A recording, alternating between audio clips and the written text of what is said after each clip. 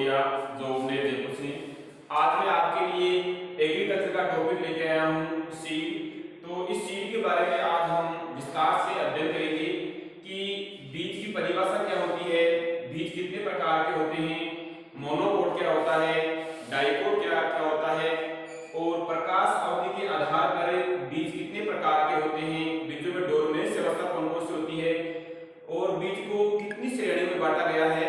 इन सभी टॉपिकों के बारे में आज हम विस्तार से अध्ययन करते हैं। तो दोस्तों आज हम स्टार्ट करते हैं जैसे बीज। तो पहली बात तो यह है कि बीज की परिभाषा क्या होगी। तो पहले है इसकी हम परिभाषा देखते हैं कि बीज किसे कहेंगे। बीज जड़, तना, पत्ती, पुष्प का वह भाग होता है जो अपने समान रूप से एक सवस पौधे को जन्म देता है, उसे हम बीज कहते हैं। या दूसरे शब्दों में हम कह सकते हैं कि पुष्प का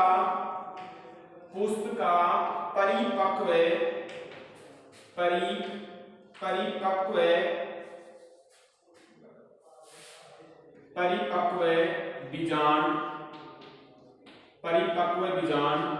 बीज कहलाता है। तो पुष्प का परिपक्व बीजांड बीज कहलाता है। तो उसे कह सकते हैं, ये होगी परिभाषा अपनी कि पुष्प का परिपक्व बीजांड कहलाता है, बीज कहलाता है। इस परिभाषा के बाद में अब देखते हैं कुछ हम जैसे बीज उत्पादन प्रमुख जो एजेंसियां थी उसके बारे में देखते हैं कि बीजों का उत्पादन करने वाली जो एजेंसियां होती है वो कौन कौन सी होती है।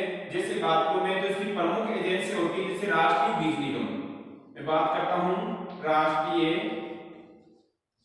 बीज निगम, राष्ट्रीय बीज निगम जिसको हम कहते हैं एनएससी,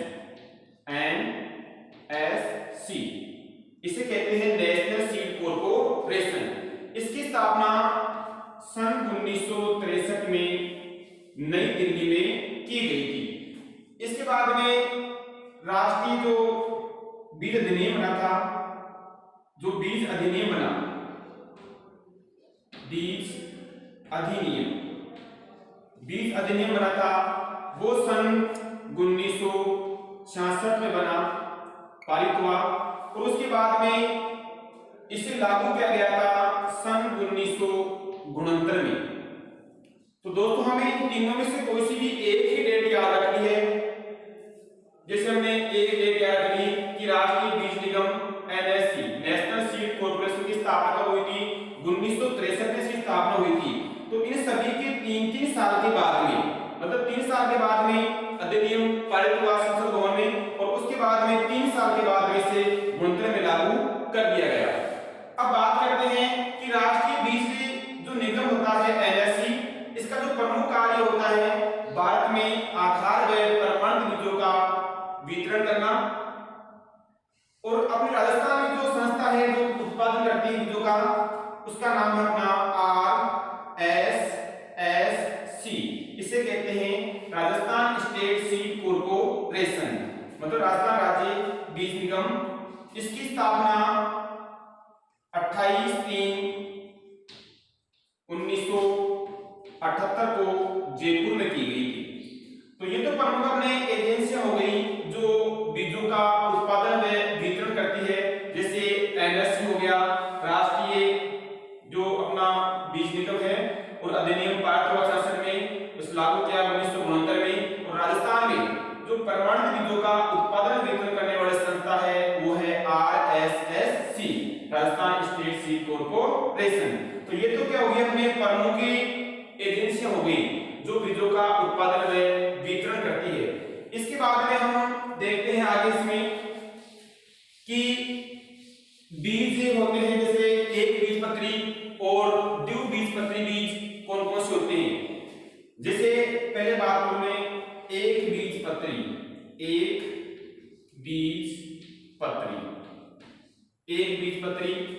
और एक होता है आपका द्विबीजपत्री।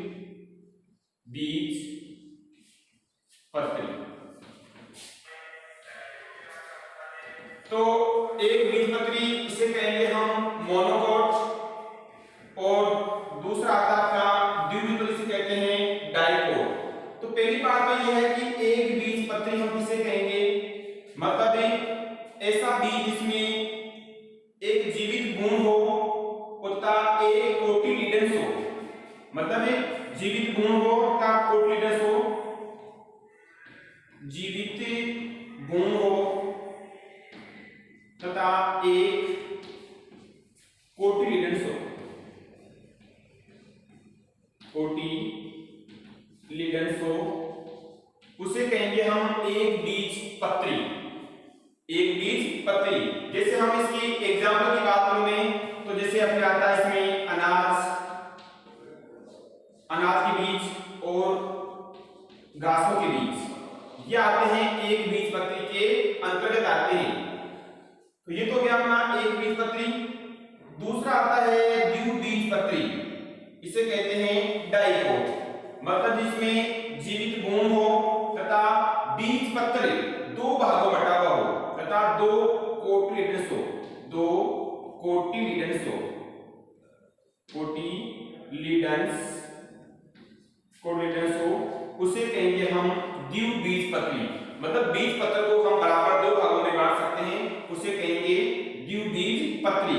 अधिकांशतः इस वर्ग में आती है अपनी दालें। तो ये तो गया अपना एक बीजपत्री और द्विबीजपत्री। तो एक बीजपत्री जीवित गुण होता, एक कोटिलिडन्स हो, उसे कहेंगे हम एक बीजपत्री। अधिकांश आते हैं अनाज वाली फसलों के बीज हैं या घासों के बीज, ठीक है ना। उसके बाद में आता है द्विबीजपत्री, जिसमें जीवित गुण होता दो कोटिलिडन्स हो, मतलब इसको हम बीजपत्र को दो भागों में आसानी से बांट सकते हैं। वो आते हैं एग्जाम्पल के लिए आते हैं इसमें दालें। इसके बाद में हम पढ़ते हैं प्रकाश अवधि के आधार पर बीजों के प्रकार की। प्रकाश अवधि के आधार पर बीज कितने प्रकार के होते हैं, तो उनके बारे में हम अध्ययन करेंगे। प्रकाश अवधि के आधार पर, प्रकाश अवधि के आधार पर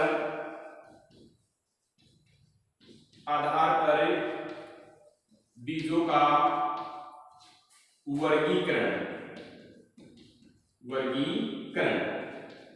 तो इसका वर्गीकरण देखते हैं, तो हम करते हैं इसका वर्गीकरण तीन प्रकार से करते हैं। पहला जो वर्गीकरण है वो करते हैं, जैसे पहला आता है धनात्मक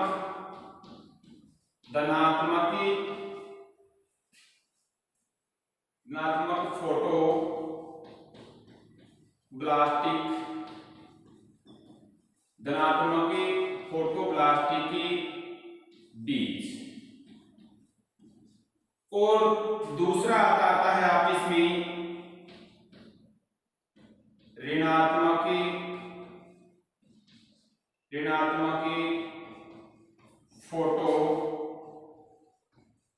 फोटोब्लास्टिक बीज, और तीसरा आता है आपका गैर फोटोब्लास्टिक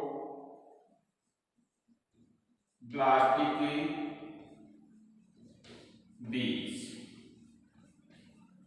तो ये तो हो गए अपने तीन प्रकार। प्रकाश की अवधि के आधार पर बीजों का वर्गीकरण करते हैं, तो वो तीन प्रकार से करेंगे हम। धनात्मक फोटोब्लास्टिक बीज, और दूसरा आता है ऋणात्मक फोटोब्लास्टिक बीज, तीसरा आता है गैर फोटोब्लास्टिक बीज।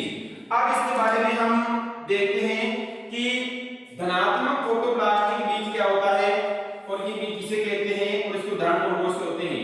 तो पॉजिटिव फोटोब्लास्टिक सीड, तो बीज जिनका अंकुरण प्रकाश की उपस्थिति में होता है, या बीज जिनके अंकुरण के लिए प्रकाश अत्यधिक आवश्यक होता है, वो आता है धनात्मक फोटोब्लास्टिक बीज के अंतर्गत ही आता है। तो इसके लिए एग्जाम्पल के लिए हम लेंगे जैसे तंबाकू, ये हो गया अपना धनात्मक फोटोब्लास्टिक, मतलब बीज जिनका अंकुरण के लिए प्रकाश की उपस्थिति में होता है या प्रकाश के लिए अति आवश्यक होता है, उसे कहेंगे हम धनात्मक फोटोब्लास्टिक या पॉजिटिव फोटोब्लास्टिक सीड। प्रकाश की उपस्थिति में होता है जैसे तंबाकू। दूसरा हम देखते हैं इसमें ऋणात्मक फोटोब्लास्टिक बीज। ऋणात्मक फोटोब्लास्टिक बीज जिनके अंकुरण के लिए प्रकाश की आवश्यकता नहीं होती है, मतलब अंधेरे में ही जो बीज क्या होते हैं, अंकुरण होते हैं। तो इसके कई बार एग्जाम्पल होता है, अंधेरे में कौन से होते हैं, जैसे बाथरूम में अपना प्याज लिली और अमेरेंथस।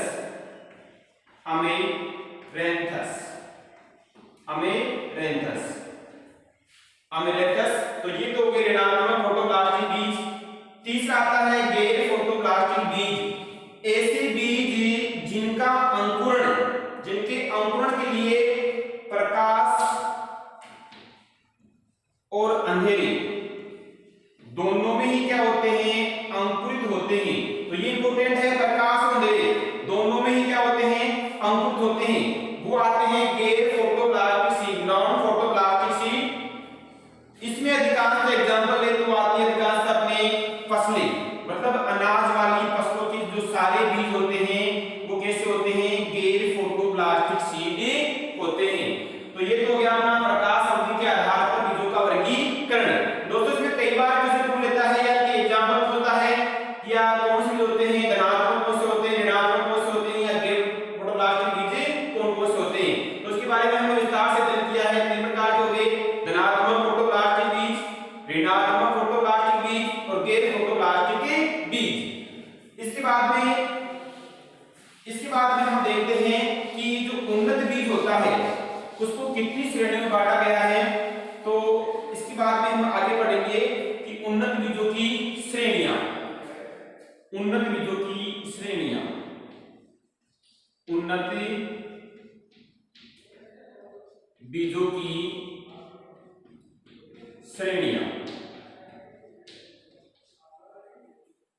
ये श्रेणियां होती है। पहली बात तो यह है कि उन्नत बीज कहते किसे हैं, उन्नत बीज किसे कहेंगे हम, उन्नत बीज मतलब वह बीज जो अन्य किस्म के मुकाबले 10 से 15% अधिक उपज देता हो और किसी भी प्रकार की जलवायु मृदा में अपनी वृद्धि कर लेता हो, उसे कहेंगे हम उन्नत बीज। अब इन उन्नत बीजों को जो श्रेणियों में बांटा गया है, इसकी श्रेणियां हैं 5 प्रकार है। इसके 5 प्रकार के बारे में पढ़ेंगे। तो इसके 5 प्रकार हैं। तो पहला जो बीज देखते हैं, जो पहला प्रकार है वो देखते हैं हम मूल केंद्र बीज। मूल केंद्र बीज इसे कहते हैं न्यूक्लियस सीड, इसे कहते हैं हम न्यूक्लियस सीड, या इसे कह सकते हैं हम नाभिकीय सीड भी कहते हैं। अब इसके बारे में हम विस्तार देखते हैं कि मूल केंद्र बीज या न्यूक्लियस सीड, न्यूक्लियस सीड जैसे कहते हैं नाभिकीय सीड। तो किसी भी जो नई किस्म तैयार करते हैं उसका प्रथम भी होता है मूल केंद्र बीज या न्यूक्लियस सीड, जो सबसे हमें कम मात्रा में प्राप्त होता है। एक बात उसकी ये हो गई कि ये बीज सबसे कम प्राप्त होता है और इसी से हम किसी भी नई किस्म का विकास करते हैं। पहली बात हो गई। इसके बाद में इसकी दूसरी बात करते हैं, यह बीज आनुवंशिक रूप से 100% क्या होता है, शुद्ध होता है। मूल केंद्र बीज आनुवंशिक रूप से और भौतिक रूप से क्या है, 100% शुद्ध होता है। और यह बीज पादप प्रजनक की देख रेख में कृषि विश्वविद्यालय या अनुसंधान संस्थाओं के द्वारा तैयार होता है। कृषि जो विश्वविद्यालय है, अपने एग्रीकल्चर यूनिवर्सिटी है, उसके द्वारा भी इस बीज को तैयार किया जाता है। और इस प्रकार के बीजों की खेती पर किसी प्रकार का कोई टैग नहीं होता है, वो होता है मूल केंद्रित बीज। देखो पहले एग्जाम में प्रश्न पूछा गया था कि राजस्थान में कितने कृषि विश्वविद्यालय हैं। दोस्तों 5 कृषि विश्वविद्यालय हैं। ये प्रश्न मेरे जेट में आया था कि राजस्थान में कितने कृषि विश्वविद्यालय हैं, 5 कृषि विश्वविद्यालय हैं। पहला था बीकानेर, उसके बाद बना उदयपुर और 3 बने थे नए, जोधपुर, जोबनेर और कोटा। 2013 में प्रश्न पूछा गया था कि राजस्थान में कितने कृषि विश्वविद्यालय हैं। तो ये तो हो गया अपने मूल केंद्र बीज या न्यूक्लियस सीड से कहते हैं हम नाभिकीय सीड। तो यह बीज उत्पादन प्रबंधन की देखरेख में कृषि विश्वविद्यालय या अनुसंधान संस्थान में तैयार होता है और ये बीज 100% क्या होता है, शुद्ध होता है और इस प्रकार के बीजों की थैली पर किसी प्रकार को टेगी नहीं होता है, ठीक है ना। और ये किसी भी बीज तैयार होने वाले बीज क्या होती है, प्रथम संतति होती है। तो ये तो पढ़ते हमने मूल केंद्र बीज के बारे में। दूसरा जो बीज पढ़ते हैं वो आता है आपका दूसरा प्रजनक बीज, प्रजनक, प्रजनक या इसे कहते हैं ब्रीडर, प्रजनक या ब्रीडर सीड। देखो दूसरा है प्रजनक या ब्रीडर सीड, मतलब मूल केंद्र बीज के गुणन के बाद, मूल केंद्र बीज के गुणन के बाद जो बीज तैयार करते हैं उसे प्रजनक या ब्रीडर सीड कहते हैं, ब्रीडर सीड कहते हैं। और यह बीज भी आनुवंशिक रूप से 100% क्या होता है, शुद्ध होता है। क्या होता है, ये भी शुद्ध होता है, आनुवंशिक 100% शुद्ध होता है।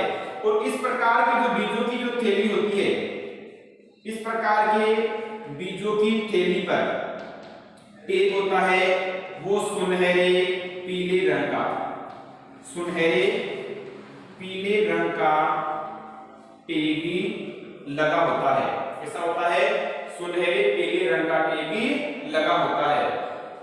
यह हो गया अपना प्रजनक बीज या ब्रीडर सीड।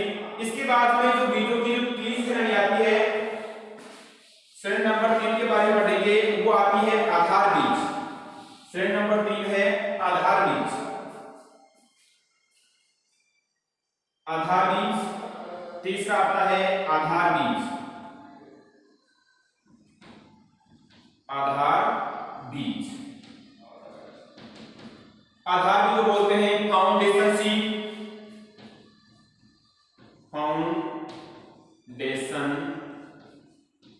फाउंडेशन सीड या आधार बीज। मतलब प्रजनक के बीज या ब्रीडर सीड की गुणन के बाद में जो बीज तैयार करते हैं उसे आधार बीज कहते हैं या फाउंडेशन सीड कहते हैं। यह बीज भी उत्पादन प्रबंधन की देखरेख में एनएससी या कोई भी पंजीकृत संस्थान के द्वारा इस बीज को हम तैयार करते हैं। और इस बीज की जो आनुवांशिक शुद्धता होती है, इस बीज की आनुवांशिक शुद्धता, आनुवांशिक शुद्धता वो होती है 99.5 से लेकर के 99.9% तक होती है इसकी आनुवांशिक या अनुवांशिक शुद्धता। और इस प्रकार के बीजों की थैली पर जो टेग होता है वो टेग होगा सफेद रंग का टेग इसके ऊपर लगा हुआ होता है, उसे कहेंगे हम आधार बीज, जिसका उत्पादन अभियान करती है अपना एनएससी, नेशनल सीड कॉर्पोरेशन। तो आधार बीज मतलब प्रजनक बीज के बाद में जो बीज तैयार करेंगे उसे हम आधार बीज या कहते हैं उसे फाउंडेशन सीड या उसे हम कह सकते हैं मदर सीड भी से हमें कह सकते हैं। ये बीज भी एनएससी या कोई भी पंजीकृत संस्था होती है उसके माध्यम तैयार होता है और ये बीज आनुवांशिक रूप से क्या होता है 100% शुद्ध होता है। मतलब इसमें 99.5 से 99.9 से क्या होता है इसकी आनुवांशिक शुद्धता होती है। टेग के साथ उसके पास सफेद रंग का टेग लगा हुआ होता है। इसके बाद में जो अगला बीज आता है वो आता है पंजीकृत सीड या इसे कहते हैं रजिस्टर्ड सीड। पंजीकृत सीड या इसे कहते हैं रजिस्टर्ड सीड। मतलब इस बीज का उत्पादन व वितरण भारत में नहीं होता है, डायरेक्टली हम आधार बीज से हम प्रमाणित बीज तैयार कर लेते हैं, ठीक है ना। और इस प्रकार की बीज थैली पर बैंगनी रंग का टेग लगा होता है, बैंगनी रंग का टेग लगा होता है। इसके बाद जो पांचवा जो बीज आता है अपना वो आता है प्रमाणित सीड, प्रमाणित सीड इसे कहते हैं हम सर्टिफाइड सी। यही मात्र एक ऐसा बीज है जिसे RSSC, जो हम पहले बात कर चुके थे, राजस्थान स्टेट सीड कॉर्पोरेशन, जिसका मुख्यालय जयपुर में है। तो यही बीज मात्र ऐसा बीज है जो किसानों को व्यावसायिक फसल उत्पादन के लिए दिया जाता है। और यही फसल एग्जाम में पूछा गया था कि निम्न में से किसानों को व्यावसायिक फसल के लिए कौन सा देते हैं, प्रमाणित बीज या सर्टिफाइड सीड देते हैं। और ये बीज भी आनुवांशिक रूप से व भौतिक रूप से लगभग 98% क्या होता है, शुद्ध होता है। और इस प्रकार के बीजों की थैली पर जो टैग लगा होता है वो नीले रंग का टैग ही लगा होता है। कई बार पूछा गया है कि प्रमाणित बीजों की थैली कैसा होता है, नीले रंग का टैग लगा हुआ होता है। तो ये तो हमने पढ़ी है उन्नत बीजों की श्रेणियां जो 5 प्रकार की होती है। तो इन 5 प्रकारों के बारे में पढ़ लिया हमने। मूल के अंदर इसके बारे में पढ़ा था, जो 100% शुद्ध होता है। फिर पढ़ा हमने प्रजनक या ब्रीडर सीड के बारे में। फिर पढ़ा हमने आधार बीज। फिर पढ़ा हमने पंजीकृत बीज। और कौन सा पढ़ा हमने, प्रमाणित बीज या सर्टिफाइड सीड। तो ये तो हमने पढ़ ली इन बीजों की श्रेणियां जो हम बीज तैयार करते हैं। अब इन श्रेणियों के बाद में हम देखते हैं कि बीजों की जीवन क्षमता के लिए, बीजों की जीवन क्षमता हम कैसे ज्ञात करते हैं और इन जीवन क्षमता के लिए कौन कौन से टेस्ट किए जाते हैं। तो बीजों की जीवन क्षमता ज्ञात करनी है हमें। बीजों की जीवन क्षमता, जीवन क्षमता के लिए हम कौन कौन से टेस्ट करते हैं। तो पहला टेस्ट हम देखते हैं, इसमें पहला टेस्ट आता है TZT टेस्ट। इसे कहते हैं टेट्राजोनियम क्लोराइड या ब्रोमाइड होता है, उससे हम टेस्ट करते हैं। तो पहला टेस्ट है TZT टेस्ट। डायरेक्ट क्वेश्चन होता है कि बीजों की जीवन क्षमता ज्ञात करने के लिए कौन टेस्ट करते हैं, TZT टेस्ट करते हैं। अब देखो ये टेस्ट करते कैसे। इस टेस्ट में हम 2, 3, 5 टेट्राजोनियम क्लोराइड, टेट्राजोनियम क्लोराइड या ब्रोमाइड ब्रोमाइड का 1% घोल काम में लेते हैं। और उस घोल में जो बीज हम बोने के लिए काम में लेते हैं उन सब बीजों को उस घोल में डुबो देते हैं। उसके बाद में उन बीजों को अगर हम बाहर निकालते हैं, जो जीवित बीज होते हैं उनका रंग लाल या गुलाबी हो जाता है। कैसा होता है, लाल या गुलाबी रंग हो जाता है। अब ये लाल जो गुलाबी रंग हुआ है वो किस कारण हुआ है, इसका कारण है जो लाल गुलाबी रंग हो रहा है वो होता है फॉर्मेशन के कारण। फॉर्मेशन के कारण क्या होता है, इसका लाल या गुलाबी रंग होता है। तो हमने पढ़ लिया, हमने एक टेस्ट कर लिया हमने TZT टेस्ट। 2, 3 टेट्राजोनियम क्लोराइड या ब्रोमाइड का हमने 1% घोल काम में लिया है। जैसे ही घोल में जो डालते हैं रंग होता है लाल या गुलाबी। और ये लाल गुलाबी रंग होता है फॉर्मेशन के कारण होता है। तो हमने एक टेस्ट कर लिया TZT टेस्ट। अगला जो टेस्ट करते हैं हम वो करते हैं KMnO4 से करते हैं, पोटेशियम परमैंगनेट से करते हैं। तो इस घोल में, इसके घोल में बीजों को डालते हैं। जैसे ही बीजों को हम डालेंगे तो इसमें बीजों का कोई रंग परिवर्तन नहीं होता है। तो ये भी क्या है, हाँ, लेकिन ये बात है कि यह बीजों की जीवन क्षमता ज्ञात करने की विधि है गुणवत्तापूर्ण विधि है। गुणवत्तापूर्ण विधि कौन सी होगी, KMnO4 से, पोटेशियम परमैंगनेट से करते हैं। तो कैसी विधि है, गुणवत्तापूर्ण विधि है। ये तो कर लिया हमने बीजों की जीवन क्षमता के लिए टेस्ट TZT और KMnO4 से। अब इसके बाद में हम पढ़ेंगे कि एक उन्नत बीज की विशेषताएं कौन कौन सी होती है और उसके गुण कौन कौन से होते हैं। तो उन्नत बीज में कौन कौन से गुण होते हैं, उसकी विशेषताएं कौन कौन सी होती है। तो टॉपिक अगला अपना है उन्नत बीज, उन्नत बीज की विशेषताएं, उन्नत बीज की विशेषताएं व गुण। कौन कौन से होते हैं विशेषताएं व गुण? तो पहला गुण देखते हैं आनुवांशिक।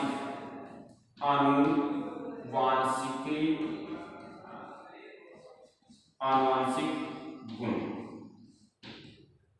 देखो इसमें क्या होता है, आनुवांशिक गुण का मतलब क्या होता है, मतलब बीज उसी फसल या किसी अन्य फसल या उसी की अन्य किस्म से मुक्त होना चाहिए, उसे कहेंगे हम आनुवांशिक शुद्धता। मतलब बीज में उसी फसल के या अन्य फसल के या उसी की जो अन्य वैरायटी है उसकी बीज उसमें मिली हुई नहीं होनी चाहिए, उसे कहेंगे हम आनुवांशिक गुण। और इस आनुवांशिक शुद्धता की जो हम टेस्ट करते हैं उसे कहते हैं ग्रो आउट टेस्ट करते हैं। पहले पूछा गया है कि बीजों की आनुवंशिकता की टेस्ट करते हैं, ग्रो आउट टेस्ट करते हैं। देखो आपने एक क्रिया देखी होगी, जिसे एक ऐसा आता है रोगिंग। रोगिंग हम किसे कहेंगे?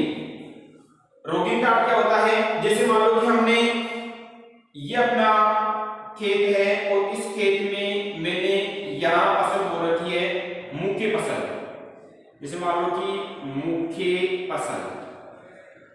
मुख्य फसल बो रखी है मैंने, वैरायटी है कल्याण सोना,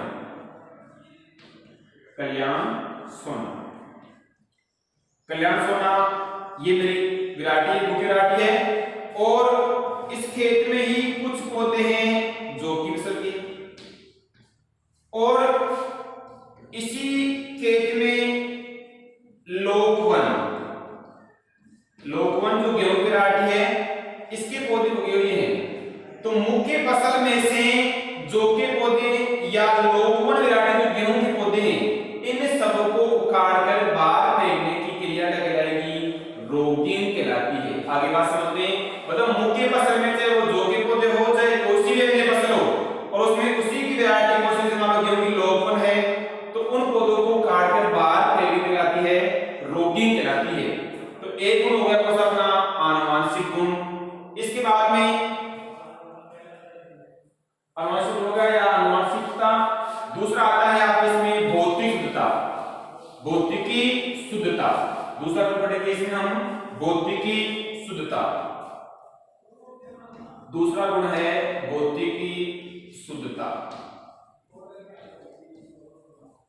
इससे मतलब क्या है, मतलब बीज में कंकड़ है, पत्थर है, खरपतवारों के बीज है, उन सबसे बीज क्या होना चाहिए? मुक्त होना चाहिए, उसे कहेंगे हम भौतिकी शुद्धता। तो शुद्धता को हमें डोकेज भी कहते हैं, इसे हम डोकेज भी कहते हैं। इसको भौतिकी शुद्धता को क्या कहते हैं? हम डोकेज भी कहते हैं, इसे हम डोकेज भी कहते हैं, इसको भौतिकी शुद्धता को। इसके बाद में जो अगला गुण आता है बीजों का, वो देखते हैं हम अंकुरण क्षमता, उच्च अंकुरण क्षमता। उच्च अंकुरण क्षमता। उच्च अंकुरण क्षमता, देखो हर प्रत्येक प्रकार की फसल होती है, उसका जो अंकुरण परसेंट है वो सबका अलग अलग होता है। और जो मिनिमम जो अपना अंकुरण होता है फसलों का वो होता है 60 से लेकर के 90%। ये अंकुरण फसलें कर पाती है। और अंकुरण को प्रभावित करने वाले जो कारक होते हैं उसे प्रमुख कारक दो ही हैं, एक होता है अपना तापमान और एक होती है आर्द्रता। ये दो कारक हैं, तापमान और आर्द्रता, जो अंकुरण को प्रभावित करते हैं। अब प्रत्येक प्रकार की फसल होती है, उन सबका अंकुरण परसेंट क्या होता है? अलग अलग होता है।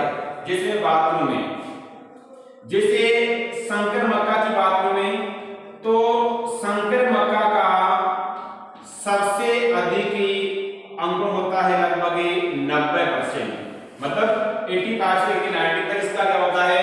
अंकुरण होता है। सबसे अधिक अंकुरण इसी का होता है संकर मक्का का। और सबसे जो कम अंकुरण होता है वो होता है कपास का। कपास इसका मतलब कितना परसेंट, 65% क्या होता है इसका अंकुरण होता है। ठीक है ना। तो उच्च अंकुरण क्षमता दो कारक वाले से तापमान और कौन सा आर्द्रता, और सबसे अधिक जो अंकुरण होता है वो होता है संक्रमण का लगभग कितना परसेंट, 90%, तो कपास कितना होता है 65%। अब बीजों का अंकुरण परसेंट हम कैसे ज्ञात करते हैं, तो बीजों का अंकुरण परसेंट ज्ञात करने के लिए सूत्र आता है अपना अंकुरण प्रतिशत, अंकुरण प्रतिशत बराबर अंकुरित बीजों की संख्या, अंकुरित बीजों की संख्या, अंकुरित बीजों की संख्या बटा कुल बोए गए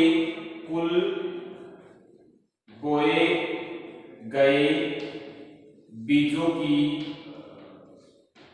कुल बोए गए बीजों की संख्या इंटू 100। इससे हम बीजों का अंकुरण परसेंट ज्ञात कर सकते हैं। मान लो कई बार निबंधन पूछ लेता है एग्जाम में कि बीजों का अंकुरण परसेंट क्या होता है, अंकुरित बीजों की संख्या बटा कुल बोए गए बीजों की संख्या इंटू 100। जैसे मान लो कोई एग्जांपल दिया आपको कि एक किसान होता है वो 400 बीजों की बुआई करता है और उसमें से 380 का ही अंकुरण होता है, तो अंकुरण परसेंट ज्ञात कीजिए। सूत्र में हमें मान रखना है और सब अंकुरण परसेंट ज्ञात कर लेते हैं। तो ये तो हो गया अपना उच्च अंकुरण क्षमता। इसके बाद में आता है बीजों का वास्तविक उपयोगिता मान। तो बीजों का वास्तविक उपयोगिता मान कैसे ज्ञात करते हैं कि बीजों का जो वास्तविक उपयोगिता मान है वो 75% से कम नहीं होना चाहिए। बीजों का वास्तविक